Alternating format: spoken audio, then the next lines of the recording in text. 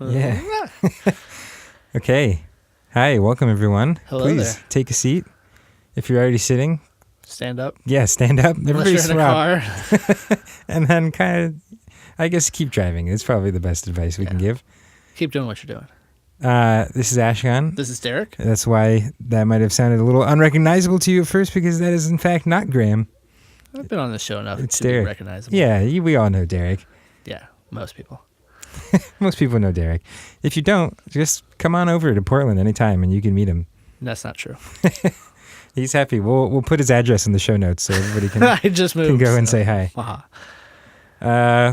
We got a question. Oh, okay. Go for it. I read the questions now. You've moved up to top question reader. That's right. Get used to it. So here we go. Boom. I've gotten pretty good at it.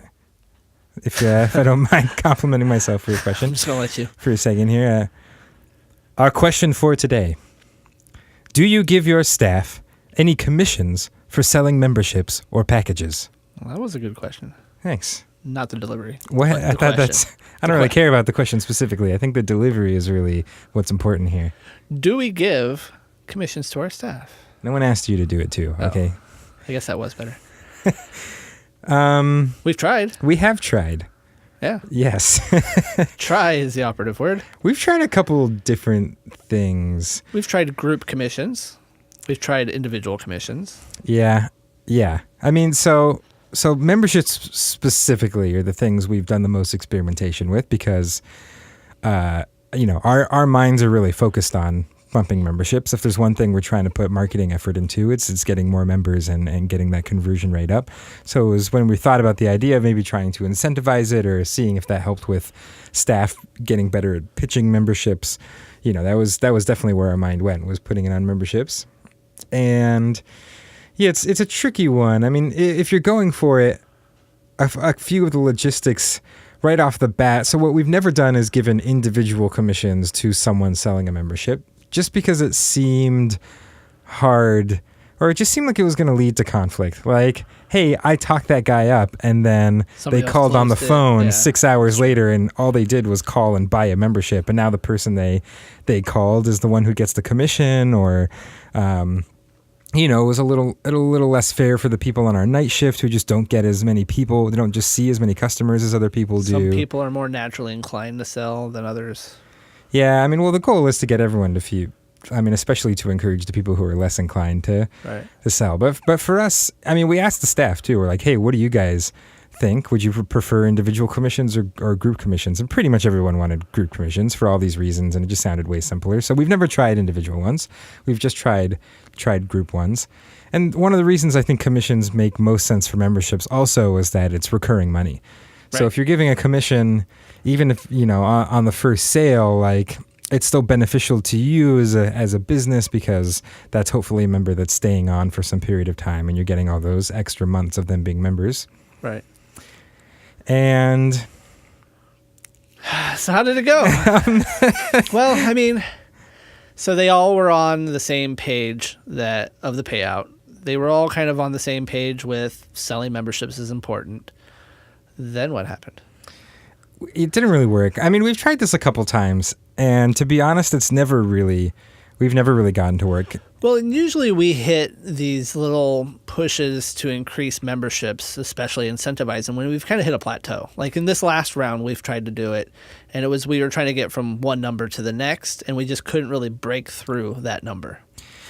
Yeah, and I don't know, despite I mean, I have some theories. One is that we've tried doing commissions on other things too, even as far as like selling a certain retail product. Right. Like, hey, we're doing commissions on this retail product for the month. Same thing, kind of group commissions. So, anything that's above our average sales for the month, we'll split up, profit wise, or we've done little things like that. And I think part of the difficulty is just that, all in all, even if things are going well, it just doesn't really end up being that much money per person. Right. Like when we went through this, even if we did boost the retail for that month for that item, or we got a couple more members, the amount of money we're talking about bringing in here for a float center or for that retail item or for that first month of membership divided by, we have like 12 people on our staff.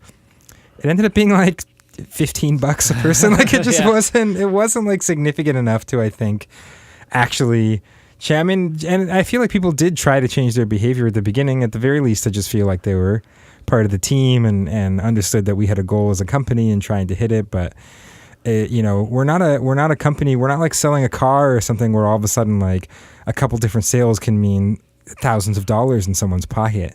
Right. And I mean, I even was trying to notice, I'm not trying to make excuses for why we didn't hit previous sales goals for memberships, but I kind of harken back to, we hit kind of like a capacity of members when we were on the 3-tiered plan of 2, 4, and 8.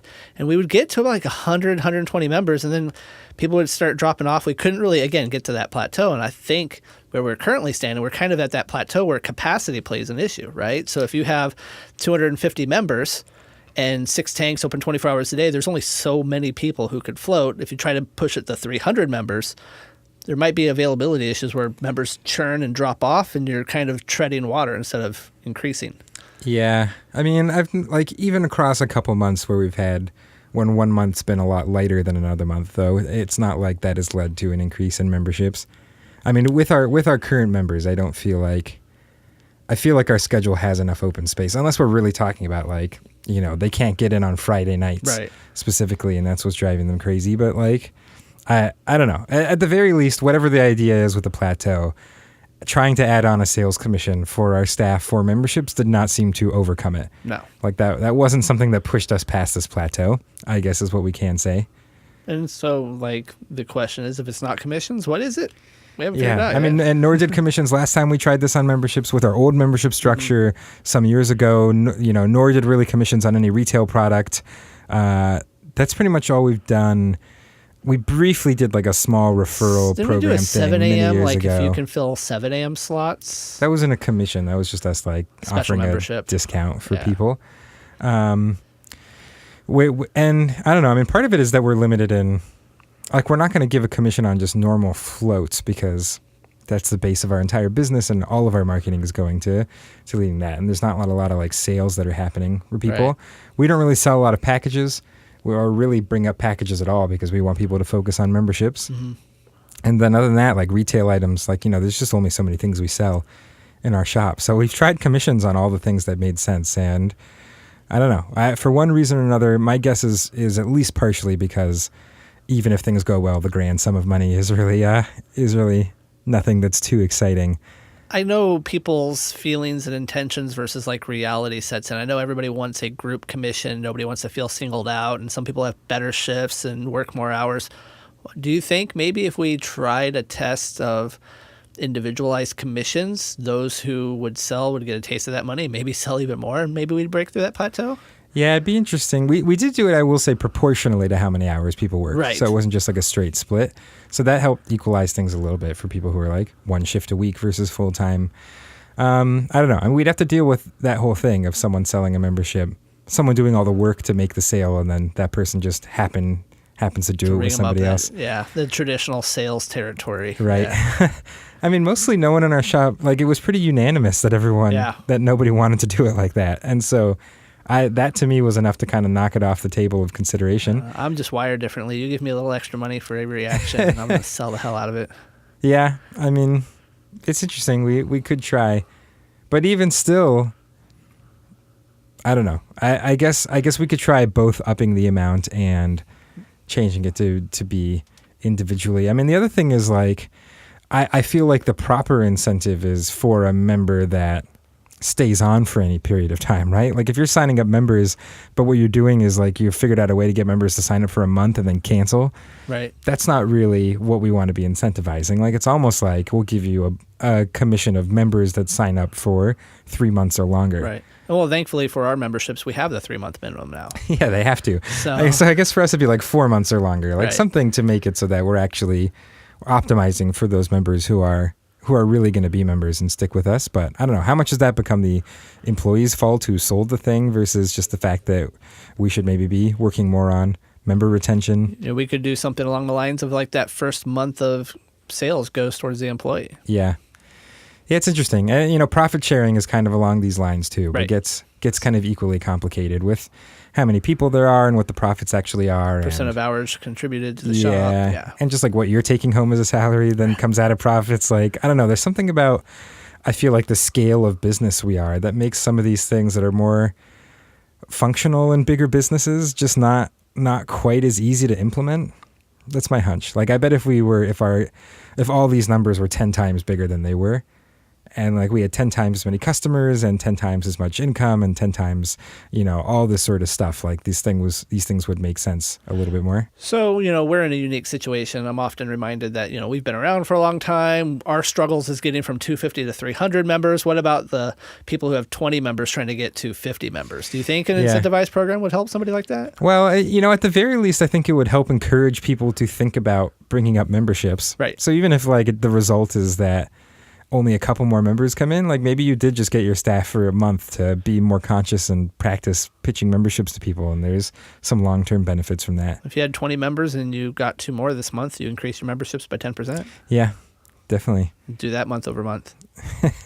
So, I don't know. I mean, I like, despite the fact that it hasn't worked well for us, like we're just about to finish the current one that we have. Sure. And they didn't hit their goal. Yeah, unfortunately we didn't hit our goal. Yeah. And, it's kind of hard to not do anything at that point, but it is, I think, also important to, like, if you don't hit your goal, not just pay people out anyway, because Right. then it really like makes the whole thing seem like a sham, or really kind of deflates the motivation behind it next time you do it. And to make it perfectly clear, everybody tried this time around. Like Yeah. people were trying, and people were coming up with ways to help their coworkers and their teammates out, and coming up with better pitches and different pitches. And so everybody really banded together.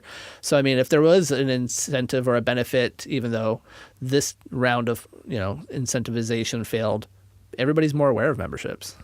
Yeah, and our staff is great. Like I really do feel Right. like people, even without the financial incentive, had we just prosed as a, hey, we're really going to try to boost membership this month, like they would have been willing to contribute and put in a bigger effort anyway, So I don't know, maybe it has something to do more with our retention rates, or because it's not like we're not selling memberships. We're selling them. We're just losing people as fast as we're selling them. Not as fast. Well, I mean, that's what's kind of keeping us at this plateau. Sure, it's not that no one's buying or leaving in a month. It's that we sell 15 memberships in a month, but 15 people cancel their memberships, and Right. the end result is we're at the same number. So I don't know.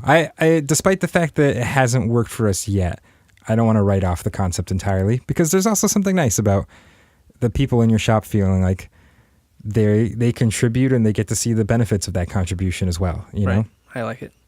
So I think we'll just try round 3 of this testing and see where we go. Or if someone out there has very successfully ran some sort of sales commission program with your staff, like let us know, because I'm very interested with to hear. continued growth, right? So going from 0 to 50 members, that's great, but maybe you would have done that if you would have tried regardless of the incentivization plan. But if you were able to break through a plateau, I'm interested in hearing that. Yeah. And you can reach out to us with to let us know about these things we're asking you. You can email us your results at info@floatanksolutions.com. That's not our usual sign off, Derek. People That's get not used the sign off. to people get used to routine, and you gotta leave them in their comfort place. Now they're listening. See, now that we've got their attention, They've been pretty much ignoring us this entire episode. Right, they're like, oh, here's a sign off, and now all of a sudden we get in this argument live on air, and now they're tuned back in with popcorn. So. It's okay. Let me make you guys all comfortable. Okay. You can head over to floatanksolutions.com/podcast. Send us in your questions, and we'll be here tomorrow, like always. And if you want to email us, it's info@floatanksolutions.com. Yeah. And or you can just go to Derek's house, like I said. Tell him your questions in person. All right. Take care, everybody. Bye. Bye.